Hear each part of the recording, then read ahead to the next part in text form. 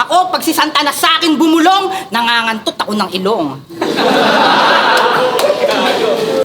Yo!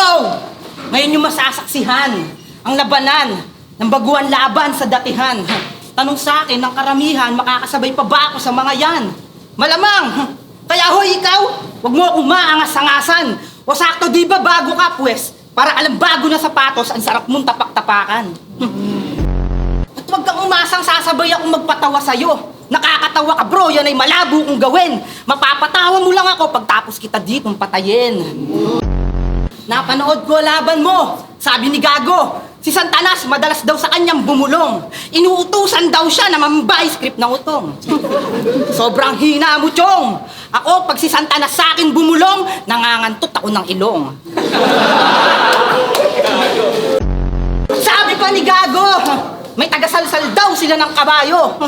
Galit ka sa tagasalsal kasi taga-tsupa ka pag wala kayong empleyado.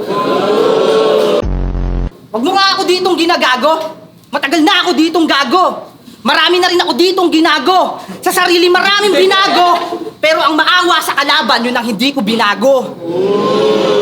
At oo, aminado, humina yung sulat at pagkakabisado. Halos gutom sa laban na lipasan. Pero nandito pa rin ako at nakikipagpaangasan, nakikipagpatalasan ng isip sa talastasan. At teritoryo ko ang kabanatuan na parang gubat, tawagin mo ako si Tarzan.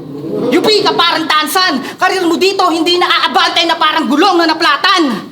Ang harapin ako ay siguradong inyong pagsisisihan. Benes ka pa nga kaibigan, ginagawa pa lang kitang praktisan.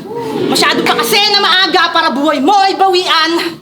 At ito'y huling kataga ko na iiwan. Bumalik ka na sa iyong pinanggalingan. Hindi mo kaya nakatago mga halimaw sa kabanatuan.